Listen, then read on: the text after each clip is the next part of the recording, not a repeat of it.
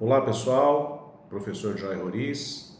Vamos falar um pouco hoje sobre propriedade industrial, tema da aula para o quinto período C, seguindo aí o nosso conteúdo programático. Inicialmente eu ressalto que a propriedade industrial é um sub-ramo do direito empresarial que trata dos bens da propriedade industrial, a invenção, o modelo de utilidade, a marca, os desenhos.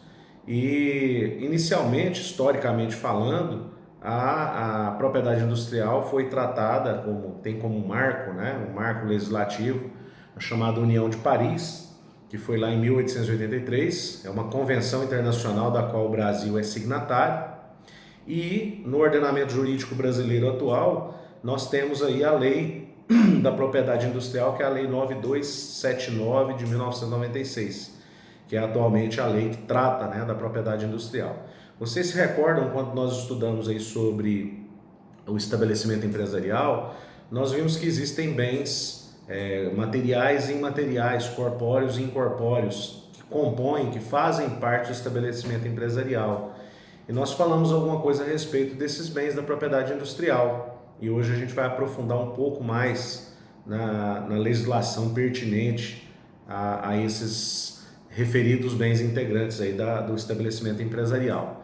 Então, no caso, a legislação estabelece que esses bens, que, como eu disse, são incorpóreos, o que materializa os referidos são as patentes, no caso das invenções dos modelos de utilidade, os registros, no caso do desenho industrial e da marca, que são obtidos junto ao INPI, Instituto Nacional da Propriedade Industrial, mediante um procedimento administrativo, e esses bens muitas vezes compõem talvez a parte mais considerável do patrimônio.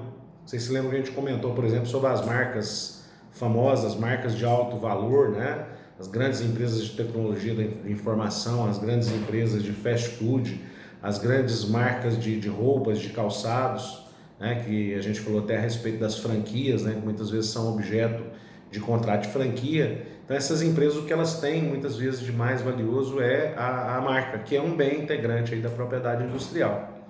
O material que eu postei para vocês, que já está disponibilizado no ambiente virtual, ele traz essa parte histórica, essa contextualização histórica. Já recomendo fortemente a vocês a leitura, assim como o acompanhamento com a leitura dos artigos da Lei da Propriedade Industrial.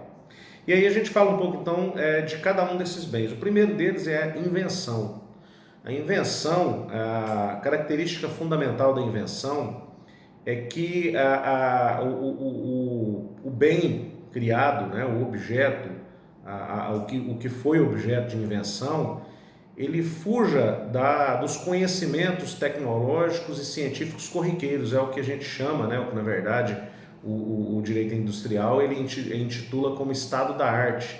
Então tem que ser alguma coisa nova, tem que ter trazer realmente uma novidade, tem que ter uma atividade inventiva de fato muito forte. Lá na legislação nós temos inclusive o artigo 10 da Lei da Propriedade Industrial, que traz um conceito negativo de invenção. Ele fala o que não pode ser considerado invenção. Então, primeiro, o que pode ser considerado invenção? É todo bem concebido que fuja ao estado da arte, que traga, por exemplo, algo de realmente novo, que tenha uma atividade inventiva muito forte. E lá no artigo 10 fala o que não pode ser considerado como bem da propriedade industrial. E até peço licença a vocês para ler alguns incisos desse artigo, que fala que não são considerados invenção descobertas científicas, métodos sistemáticos, concepções abstratas, esquemas, planos, princípios, obras literárias, apresentação de informações, regras de jogo, técnicas, métodos operatórios ou cirúrgicos, terapêuticos ou diagnósticos, ou seres vivos naturais. Então, no caso aqui, o que esse artigo 10 se refere? Esse artigo 10 está dizendo que essas outras situações são tuteladas por outros ramos do direito, que não o direito industrial. E para que haja efetivamente a invenção, como nós falamos, é necessário que exista aí essa novidade, essa atividade inventiva que fuja àquilo que vem sendo produzido intelectual e cientificamente de maneira corriqueira. Eu gosto sempre de dar o exemplo para vocês, né? Vocês imaginam quando não existiu o saca-rolha. É uma invenção, né, hoje corriqueira, algo que faz parte das nossas vidas de uma forma tão natural, e você começa a imaginar como que eram abertas as garrafas sem o saca-rolha, né? Então alguém um dia, observando, colocando em prática conhecimentos técnicos, não sei dizer quem foi que criou, né, o saca-rolha, mas é um exemplo que eu sempre gosto de colocar. Então veio a invenção, né? Então, imagina quando se inventou o primeiro motor, né? O primeiro motor a combustão. São situações aí que a gente considera revolucionárias. A própria roda, né? A invenção da roda. Há relatos de que foi descoberta, na verdade, né? Descoberta acidentalmente, mas talvez tenha sido uma invenção, né? O segundo bem da propriedade industrial é que, na verdade, é um complemento, né? Da invenção, é o chamado modelo de utilidade. Então você pega, por exemplo, o carro, né? O carro foi inventado, né, lá no século XVIII, mas aquele carro inventado no século XVIII ele não tinha a mesma tecnologia que tem hoje. Por exemplo, câmbio automático. O câmbio automático foi algo que agregou ao automóvel, né? Não é considerado uma invenção, por quê? Porque ele depende do automóvel para ele existir. Então, o câmbio automático é um modelo de utilidade.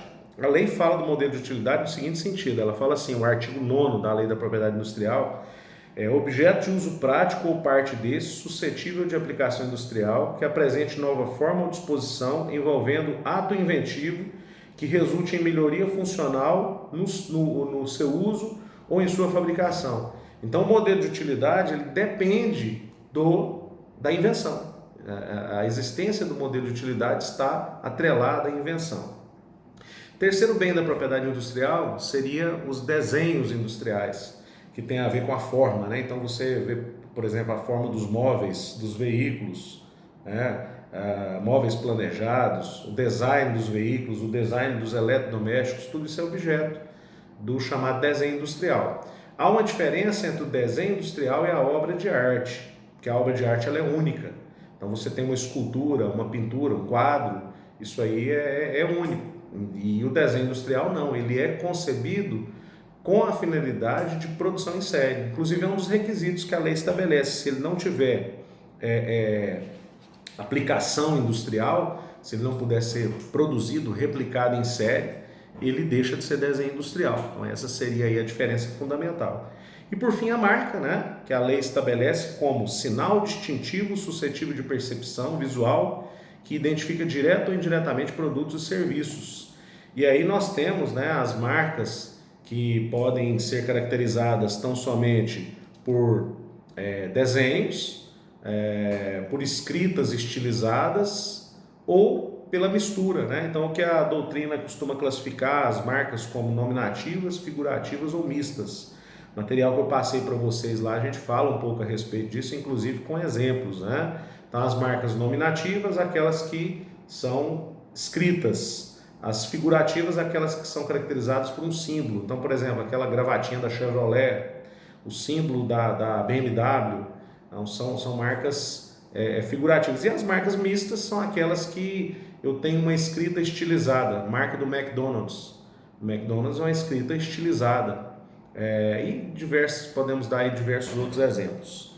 Lá no artigo 123 da Lei da Propriedade Industrial, ainda faz uma distinção entre marca de produto ou serviço, né? Que é aquela usada para distinguir produto ou serviço de outro idêntico, que é isso o que a gente está falando. A marca de certificação, que serve para atestar, né, uma qualidade na produção de bens e serviços. A gente tem como exemplo clássico aí a ISO, né? A ISO é uma marca de certificação. E a marca coletiva, que é usada para identificar produtos e serviços provindos de um membro de uma determinada entidade. Então entraria entidades sindicais, entidades empresariais, a marca que demonstra que aquele bem ou serviço é oriundo de uma determinada associação de profissionais. Esse seria um exemplo de marca coletiva, né? Então esses são os bens da propriedade industrial. Depois a gente fala um pouco, né, a respeito como eu falei, os bens da propriedade industrial que a invenção e o modelo de utilidade eles são patenteáveis. Então é necessário para o exercício do direito sobre esses bens que haja o processo de patenteamento desses bens. E no caso do desenho industrial e da marca, eles são registráveis ou registrados, passíveis de registro. Tudo isso junto ao INPI, que é o Instituto Nacional da Propriedade Industrial, né, que é uma autarquia federal que cuida dessa parte aí de propriedade industrial, né, da concessão das patentes, dos registros. Então é importante que vocês depois deem uma olhada no material que a gente disponibilizou, e aí tem algumas questões aí pertinentes a esse processo, né? Então, por exemplo, no caso da patente, é preciso que seja comprovado novidade, atividade inventiva, industriabilidade e desimpedimento. Então, ele tem que ser novo, naquele sentido que eu falei, fugir à regra do estado da arte. Ele tem que caracterizar uma atividade inventiva, demonstração de que para o especialista a invenção não representa uma decorrência óbvia e evidente do estado da técnica, né, que é um outro conceito importante também em direito industrial. E, no caso, a industriabilidade, que está lá no artigo 15 da Lei da Propriedade Industrial, de nada vale uma invenção se ela não puder ser reproduzida, produzida em série. E o desimpedimento, a lei estabelece alguns impedimentos, né, invenções contrárias à moral, os bons costumes, são conceitos um pouco vagos, né, mas que a legislação prevê, substâncias, matérias, misturas, elementos, produtos resultantes da transformação do núcleo atômico, né, a questão aí do enriquecimento de metais para a produção de armas nucleares, né, o controle dos metais enriquecidos entra nessa questão, né, os seres vivos, né, exceto os micro-organismos chamados transgênicos, né, a modificação genética introduzida em micro-organismos considerados aí como os transgênicos. Os transgênicos são passíveis, sim, de patente, né? Então, quando eu falo patente, estou me referindo, né, esses requisitos seria tanto da invenção quanto do modelo de utilidade. No caso do registro, né, do desenho industrial, eu tenho 3 requisitos: a novidade também, né, a originalidade e o desimpedimento. Novidade, mesmo regramento anteriormente referido aí da invenção e do modelo de utilidade. Originalidade, né? O desenho há de ser original no sentido de que não se compare a outros designers já existentes, e que haja aí o desimpedimento, que não tenha aí os impedimentos legais, que aí vem os impedimentos, fala da natureza puramente artística, seria uma distinção, né? Se ele tem natureza puramente artística, ele não pode ser reproduzido, você não reproduz uma obra de arte. E no caso do desenho industrial, ele é concebido, ele é criado para a produção em série. No caso também de ofender moral, os bons costumes, valores religiosos, crença, culto, ideias e sentimentos dignos de veneração, tudo isso está na legislação. Apresenta a forma necessária, comum, vulgar ou determinada essencialmente por considerações técnicas e funcionais, quer dizer, foge aos requisitos efetivamente aqui do desenho, da estética, né, do desenho industrial. Então, tanto no caso aqui o desenho industrial, quanto no caso a marca, né? E aí a marca também será passível aí de registro e não de patente. Então, mais uma vez, recapitulando, a patente se refere à invenção e modelo de utilidade, e o registro se refere ao desenho industrial e à marca. E depois nós falamos um pouco aqui a respeito da exploração, né, dessa atividade industrial. Então, o empresário, quando ele é titular de uma patente ou de um registro, ou seja, ele é titular desse bem da propriedade industrial, ele pode exercer os direitos decorrentes desse bem previsto na legislação. Ele pode, inclusive, licenciar ou ceder, né? A licença seria semelhante a um contrato de locação, e a cessão seria semelhante a um contrato de compra e venda. Então, eu sou o proprietário de uma patente de invenção. Eu posso vendê-la? Posso. Faço um contrato de cessão de direitos. Eu estou cedendo definitivamente esses direitos. Ah, não, eu quero apenas licenciar para que uma empresa produza, mas eu quero manter, né, os meus direitos resguardados pela patente. Eu faço, então, um contrato de licença, né, de direito industrial. E, por fim, a extinção, né, do direito industrial. Volto a ressaltar, pessoal, que tudo isso está no material, tá? Fica aí, mais uma vez, recomendada a leitura. O material já está postado tanto no AVA quanto no Liceu. É muito importante que vocês acessem o AVA para que a gente tenha um controle desse acesso. E aí, só ler para vocês, para a gente encerrar, a parte da extinção do direito industrial. Fala o seguinte: em termos gerais, a patente de invenção dura 20 anos e do modelo de utilidade 15, enquanto o registro de desenho industrial dura 10 anos. Então, eu tenho 20 anos para a invenção, modelo de utilidade eu tenho 15 e desenho industrial eu tenho 10. Esses prazos são contados do depósito, os dois primeiros não admitem prorrogação, quer dizer, a patente de invenção e do modelo de utilidade não permite renovação, né? Prorrogação. Mas o último comporta até 3 prorrogações sucessivas de 5 anos cada. Então, no caso do desenho industrial, é possível a renovação, né? Até 3 prorrogações sucessivas de 5 anos cada.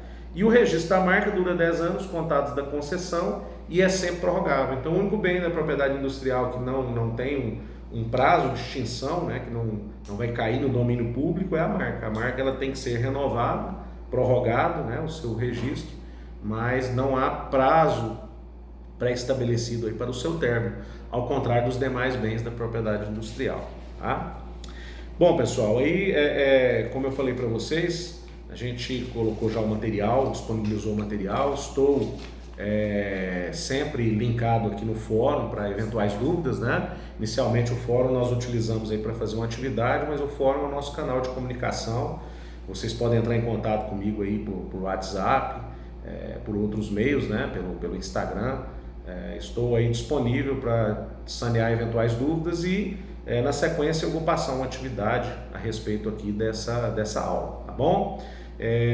Volto a ressaltar mais uma vez que estamos aí passando por esse momento de transição, acreditamos que seja breve, né? Logo retornaremos aí às nossas atividades presenciais, mas nesse momento emergencial a gente tenta aí da melhor maneira atendê-los e me coloco à disposição para saneamento de dúvidas, para quaisquer questionamentos, ok? E amanhã, quinta-feira, nós teremos aí uma live às 9 horas, também eu programei para eventuais saneamentos de dúvidas com relação ao sistema, com relação aos próximos dias, às próximas semanas.